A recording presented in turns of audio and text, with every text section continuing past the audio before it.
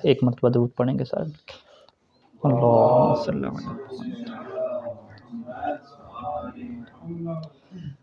شیخ مفید علیہ رحمہ کو لکھے گئے پہلے خط کے آخری جملات پہ گفتگو جاری ہے، اور یہ بالکل آخری جملات ہیں کہ جس میں امام زمانہ عجل اللہ فرج شریف اپنے شیعوں کو جو ہے وہ دعا دیتے ہیں. وہ دعا کے کیا جملے ہیں کہ واللہ یلہمکم الرشد ویلطف لکم فی التوفیق برحمتہ. امام علیہ السلام نے اپنے شیعوں کے حق میں یہ دعا کی ہے کہ اللہ جو ہے وہ تمہیں الہام کرے. کس چیز کا الہام کرے؟ رشد، استقامت، ثواب، درستگی، کہ تمہارے جو کام ہیں وہ سارے درست ہو جائیں، سیدھے ہو جائیں، اور تم جو بھی فیصلہ کرو، جو بھی کام کرو وہ درست طریقے سے کرو اور دین حق سے وہ پھرا ہوا کام نہ ہو. مصنف کہتے ہیں کہ یہاں پہ امام زمانہ نے الہام کا جو ہے وہ لفظ استعمال کیا ہے، اور الہام کا مطلب یہ ہوتا ہے کہ جو انسان کی روح میں ڈال دیا جائے. روح جو ہے وہ راء کے ضمہ کے ساتھ ہے، کہ جس کا مطلب جو ہے وہ انسان کا دل ہوتا ہے، انسان کا ذہن، انسان کا دماغ. کہ جیسے جو ہے وہ یہ جملہ کہا جاتا ہے کہ وقع ذالک فی روعی، کہ یہ بات جو ہے وہ میرے دل میں آ گئی، میرے خیال میں آ گئی. تو یعنی امام علیہ السلام یہ دعا کر رہے ہیں کہ جو ہمارے شیعہ ہیں ان کے دل میں اللہ جو ہے وہ خیال ڈالے. کس بات کے خیال ڈالے؟ درست کاموں کے کیا خیال ڈالے، کہ وہ جو بھی کام کریں وہ درست ہوں، وہ استقامت پہ ہوں، اور ایسے کام ہوں کہ جن کے اندر جو ہے وہ اصلاح ہو. اس کے بعد دعا کے یہ جملے ہیں کہ وَيَلْطُفُ لَكُمْ فِي التَّوْفِيقِ، کہ تمہارے لیے جو ہے وہ لطف کرے، مہربانی کرے اپنی رحمت کے ذریعے سے، کہ تمہیں کیا توفیق کیا حاصل ہو. اور یہ بالکل خط کے شروع میں بھی توفیق کی دعا تھی. اور یہاں پہ مصنف یہ کہتے ہیں کہ اللہ کی طرف سے توفیق کا مطلب یہ ہوتا ہے کہ توجیہ الاسباب نحو المطلوب الخیر، کہ انسان کے لیے تمام اسباب مہیا ہو جائیں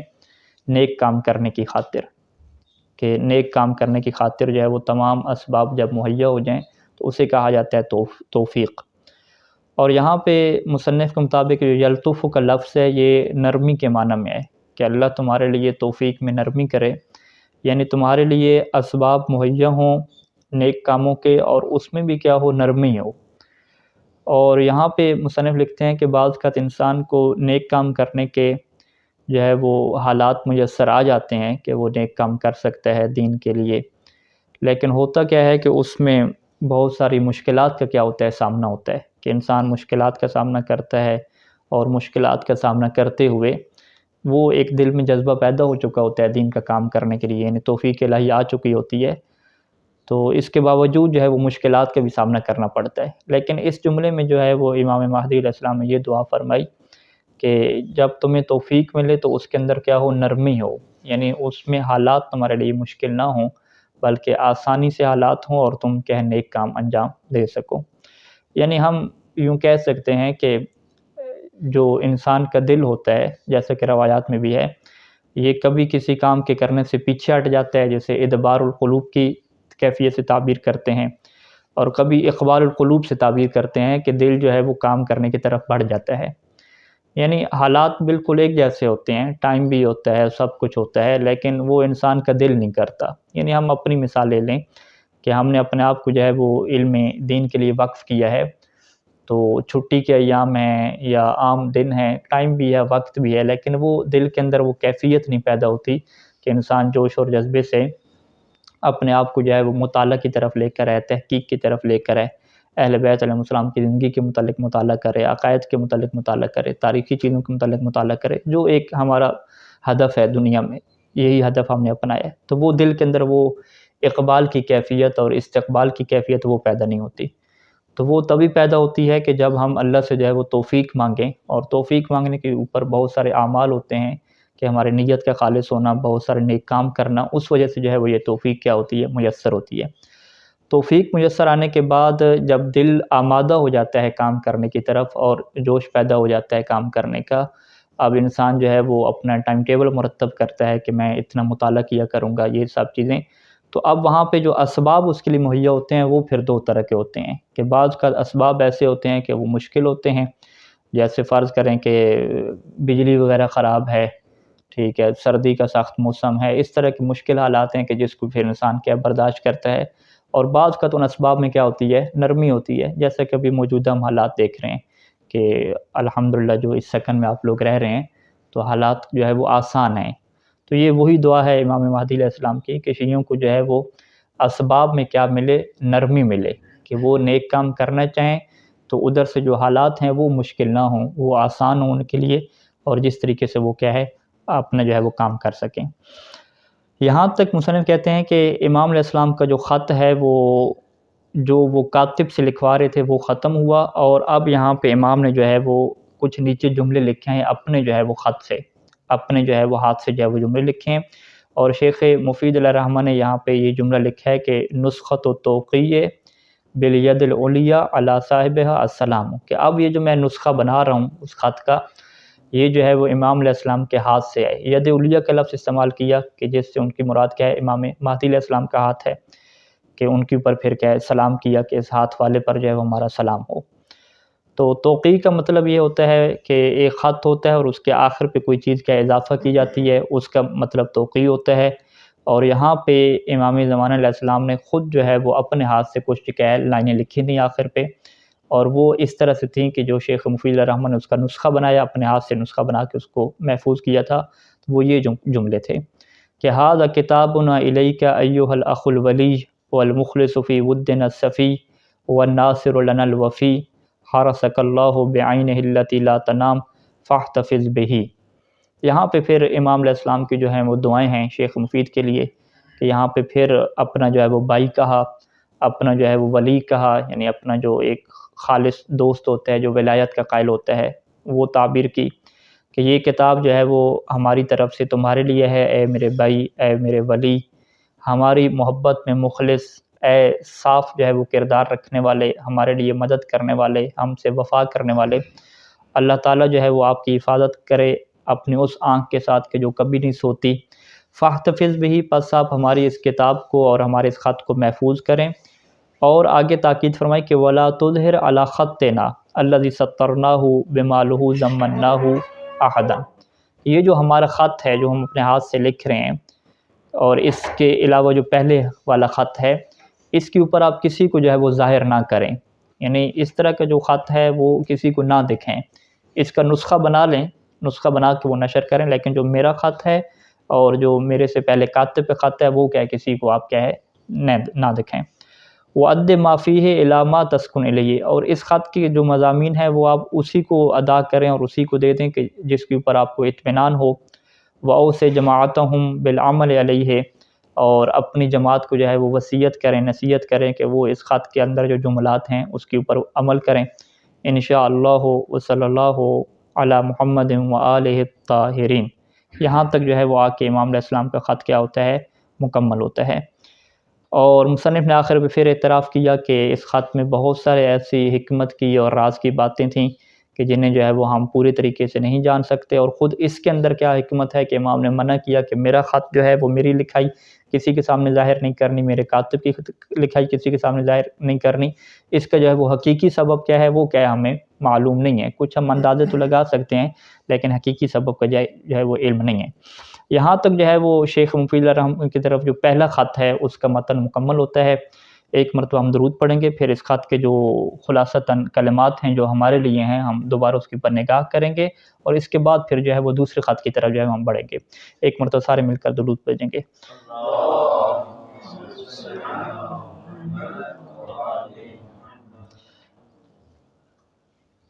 یہ جو پہلا امام علیہ السلام کا خط تھا، اس کے اندر کچھ حصہ جو تھا وہ اس زمانے کے حالات کے متعلق تھا، اور بہت سارا اس کا حصہ جو تھا وہ عمومی تھا، تمام شیعوں کے لیے کیا ہے نصیحت تھی۔ تو وہ جو نصیحت کے خاص جملے ہیں ہمارے لیے، ہم دوبارہ ان کی جو ہے وہ یاد دہانی کریں گے۔ خط کے شروع میں جو ہے وہ امام علیہ السلام نے شیخ مفید علیہ الرحمہ کو توفیق کی جو ہے وہ دعا دی تھی کہ اللہ تمہیں جو ہے وہ دائمی توفیق دے، اور اس توفیق سے جو ہے وہ مصنف نے وہاں پہ لکھا تھا کہ توفیق کی دعائیں لینا امام علیہ السلام سے یہ کیا ہے بہت زیادہ کیا ضروری ہے۔ اور اس کے بعد امام علیہ السلام نے شیعوں کو عمومی دعا دی تھی کہ یہ جو ہے وہ تکالیف ایسی ہیں جو ہم نے اس خط کے اندر بیان کی ہیں، نصیحتیں ہمارے شیعوں تک اور ہمارے موالی جو ہماری ولایت کے ماننے والے ہیں ان کی طرف پہنچا دیں۔ ایک جملہ ارشاد فرمایا تھا کہ اعزہم اللہ بطاعتہ، کہ اللہ ان کو عزت دے اپنی طاعت کے ذریعے سے۔ یعنی یہاں پہ امام علیہ السلام نے اس راز کو اٹھایا کہ جو شیعان حیدر کرار کو اللہ عزت دے گا وہ اپنی اطاعت کی وجہ سے دے گا، کہ اگر یہ شیعان جو ہے وہ اللہ کی اطاعت کے اوپر باقی رہیں گے، اللہ کی اطاعت کرتے رہیں گے تو معاشرے میں کیا ہے انہیں عزت ملے گی، اور اگر یہ اللہ کی اطاعت کو چھوڑ دیں گے تو پھر مفہوم یہی ہے کلام کا کہ پھر جو ہے وہ انہیں عزت نہیں ملے گی۔ یہ جو ہے وہ بالکل شروع میں جملہ تھا کہ جس میں عزت کو جو ہے وہ اللہ کی اطاعت کے ساتھ جو ہے وہ جوڑا ہے۔ اس کے بعد ایک جملہ تھا کہ فَإِنَّ نُحِيطُ عِلْمًا بِأَنبَائِكُمْ وَلَا يَعْزُبُ عَنَّ شَيْءٌ مِّنْ أَخْبَارِكُمْ، کہ ہم جو ہے وہ تمہاری تمام خبروں کا احاطہ کیے ہوئے ہیں، اور تمہاری خبر میں سے کوئی ایسی چیز نہیں ہے کہ جو ہم سے رہ جاتی ہو۔ یعنی اس جملے کے ذریعے سے امام علیہ السلام نے واضح کر دیا کہ ہم لوگوں کے جتنے بھی اعمال ہیں وہ سارے کے سارے جو ہے وہ امام علیہ السلام کو پتہ ہیں۔ اور الکافی کے اندر مرحوم کلینی نے ایک پورا باب باندھا ہے کہ ہم سب کے جو اعمال ہیں وہ محمد و آل محمد کی خدمت میں کیا ہے ہر صبح کو اور روزانہ کیا پیش کیے جاتے ہیں، اور وہاں پہ اہل بیت علیہ السلام جو ہے وہ قرآن کی ایک آیت پڑھ کے اس چیز کو جو ہے وہ سمجھاتے تھے کہ اعملوا، تم سب عمل کرو، سیر اللہ عملکم ورسولہ والمؤمنون۔ یہ آیت کا جو ہے وہ مضمون ہوتا تھا کہ تم سب عمل کرو، اللہ بھی دیکھ رہا ہے اور اللہ کا رسول بھی اور مؤمنون بھی۔ تو وہاں پہ مؤمنون کی تفسیر جو اہل بیت علیہ السلام فرماتے تھے کہ ہم ائمہ جو ہے وہ اس سے مراد ہیں۔ تو اسی وجہ سے چھٹے امام کے زمانے کی بھی وہاں پہ یہ روایات لکھی کہ امام زمانہ بھی اپنے اصحاب سے یہ کہا کرتے تھے کہ اللہ کے رسول کو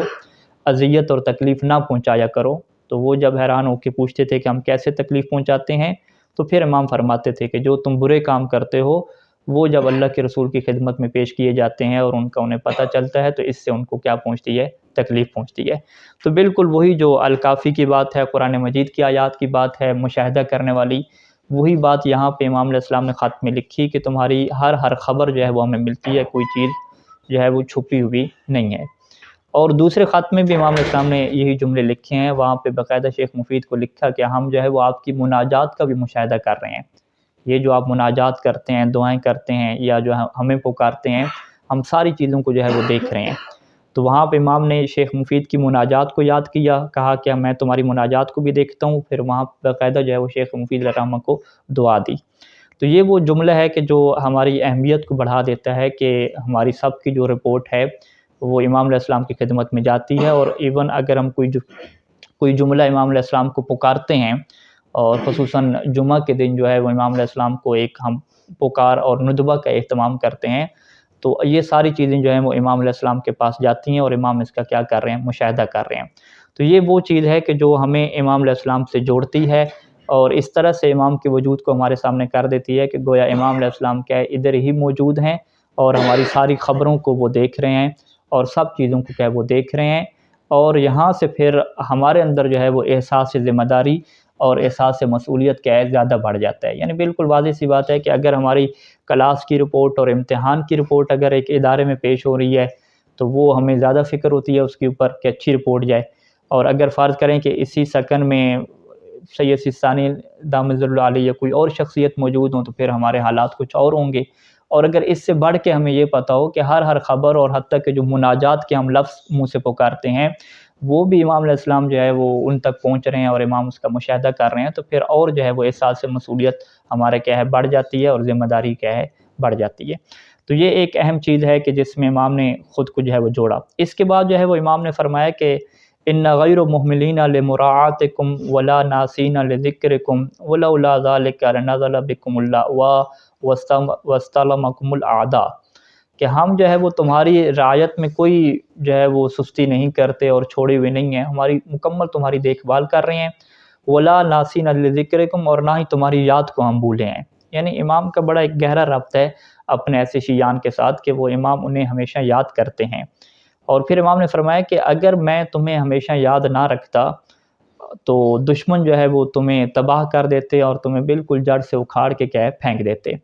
اور اس کے بعد پھر امام نے جو ہے وہ تعاون کی اپیل کی ہے کہ تم نے بھی جو ہے وہ ہمارے ساتھ کیا ہے تعاون کرنا ہے، یہ جو ہم تمہیں یاد کرتے ہیں تو تم نے اس کے اوپر تعاون کرنا ہے کہ ہماری یاد تمہارے لیے باقی رہے۔ اس کا طریقہ کار کیا ہے کہ فاتقوا اللہ جل جلالہ وظاہرون علی انتیاشکم من فتنۃ قد نافت علیکم، کہ تم نے اللہ کا جو ہے وہ تقوی عطا کرنا ہے اور ہماری جو ہے وہ مدد کرنی ہے، کہ تاکہ تم ان فتنوں سے نکل سکو کہ جو فتنے تمہارے لیے کیا ہے بنائے جاتے ہیں۔ تو یہ وہ اس سوال کا جواب بھی یہاں پہ دے دیا کہ جو بہت سارے سوال مومنین بھی پوچھتے ہیں کہ غیبت کے زمانے میں ہماری کیا ذمہ داری ہے۔ تو غیبت کے زمانے میں ہماری ذمہ داری امام علیہ السلام سے ظاہرون تعاون کرنا ہے اور ان کی مدد کرنا ہے۔ اور تعاون اور مدد وہ کیسے ہوگا کہ ہم اللہ کا جو ہے وہ